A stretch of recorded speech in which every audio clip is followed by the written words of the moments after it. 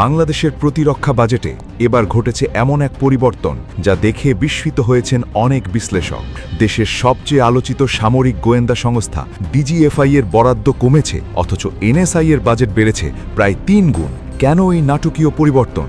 সরকার কি কোনো নতুন নিরাপত্তা কৌশল গ্রহণ করেছে, নাকি আঞ্চলিক পরিস্থিতির পেছনে লুকিয়ে আছে আরও বড় কোনো পরিকল্পনা? একই সঙ্গে ড্রোন, কৃত্রিম বুদ্ধিমত্তা ও সাইবার যুদ্ধের জন্যও আসছে বিশাল বিনিয়োগ। তাহলে কি বাংলাদেশ প্রস্তুতি নিচ্ছে এক নতুন ধরনের যুদ্ধের জন্য? বাংলাদেশের প্রতিরক্ষা ইতিহাসে এক অভাবনীয় এবং কৌশলগত পরিবর্তনের সংকেত দিচ্ছে এবারের জাতীয় বাজেট। ৯,৩৮,০০০ কোটি টাকার বিশাল বাজেটের ভিড়ে সবার নজর কেড়েছে প্রতিরক্ষা খাতের জন্য বরাদ্দকৃত ৪২,২৯১ কোটি টাকা। এটি কেবল একটি সংখ্যার অঙ্ক নয়, বরং গত বছরের তুলনায় প্রায় ১,৫৯৩ কোটি টাকা বৃদ্ধির মাধ্যমে বাংলাদেশ তার সামরিক সক্ষমতাকে এক নতুন উচ্চতায় নিয়ে যাওয়ার রূপরেখা তৈরি করেছে। কিন্তু প্রশ্ন জাগতে পারে, বিশ্ব অর্থনীতির এই অস্থিতিশীল সময়ে প্রতিরক্ষা বাজেটে কেন এই বিশেষ গুরুত্ব? রহস্যটি লুকিয়ে আছে খরচের ধরন এবং আধুনিক যুদ্ধের পরিবর্তিত প্রেক্ষাপটে। সামরিক বিশ্লেষকদের মতে বাংলাদেশ এখন কেবল জল, স্থল আর আকাশপথের নিরাপত্তায় সীমাবদ্ধ নেই। আধুনিক যুদ্ধের অদৃশ্য দরিয়া অর্থাৎ সাইবার ওয়ারফেয়ার ও মহাকাশ গবেষণাকে অন্তর্ভুক্ত করে গড়ে তোলা হচ্ছে এক চতুর্মাত্রিক মহাশক্তি।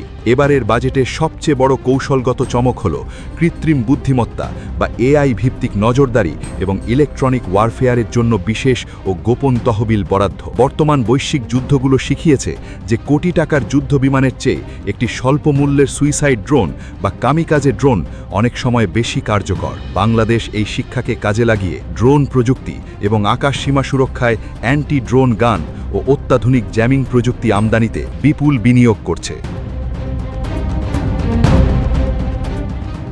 আরেকটি বড় মোড় পরিবর্তন দেখা গেছে বাংলাদেশের গোয়েন্দা সংস্থাগুলোর বরাদ্দ বিন্যাসে। সবাইকে অবাক করে ডিজিএফআই এর বরাদ্দ কমিয়ে ২৩৬ কোটি টাকা করা হয়েছে, যেখানে জাতীয় নিরাপত্তা গোয়েন্দা সংস্থা বা এনএসআই এর বরাদ্দ এক ধাক্কায় ৩ গুণ বাড়িয়ে ৬২৪ কোটি টাকা করা হয়েছে। কিন্তু কেন এই বিশাল ব্যবধান? কেন সামরিক গোয়েন্দাদের চেয়ে বেসামরিক গোয়েন্দাদের উপর সরকারের এই বিশেষ নজর? সূত্রের তথ্য মতে এর পেছনে রয়েছে বদলে যাওয়া আঞ্চলিক নিরাপত্তা চ্যালেঞ্জ এবং অভ্যন্তরীণ নিরাপত্তার এক নতুন বাস্তবতা। গোয়েন্দা সংস্থাগুলোর এই কৌশলগত পুনর্বিন্যাস ইঙ্গিত দিচ্ছে যে সরকার এখন কেবল বাইরের শত্রুর আক্রমণ ঠেকানো নয়, বরং অভ্যন্তরীণ স্থিতিশীলতা এবং রাজনৈতিক নিরাপত্তাকে সর্বোচ্চ অগ্রাধিকার দিচ্ছে।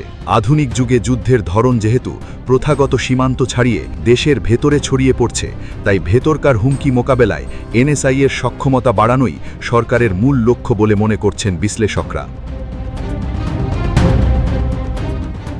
সাগর পথের নিরাপত্তায়ও আসছে বড় পরিবর্তন। বাংলাদেশের ব্লু ইকোনমি এবং বিশাল সমুদ্র সীমার অফশোর গ্যাস ব্লক রক্ষায় নৌবাহিনীর ব্লু ওয়াটার সক্ষমতা বাড়ানো হচ্ছে। কিন্তু সবচেয়ে বড় দেশপ্রেমের প্রতিফলন দেখা যাচ্ছে মেড ইন বাংলাদেশ স্লোগানে। রাশিয়া ইউক্রেন যুদ্ধের বাস্তবতায় বিদেশি সরবরাহকারীদের উপর নির্ভরতা কমাতে সরকার দেশে দ্বিতীয় সমরাস্ত্র কারখানা বা বাংলাদেশ অর্ডিন্যান্স ফ্যাক্টরি স্থাপনের মেগা প্রকল্প হাতে নিয়েছে। এর উদ্দেশ্য হল নিজেদের প্রয়োজনীয় গোলাবারুদ ও ক্ষুদ্রাস্ত্র নিজেরাই তৈরি করা এবং মারক স্বনির্ভরতা অর্জন করা। প্রতিরক্ষা খাতের এই আধুনিকায়নে পিছিয়ে নেই মানব সম্পদ উন্নয়নও।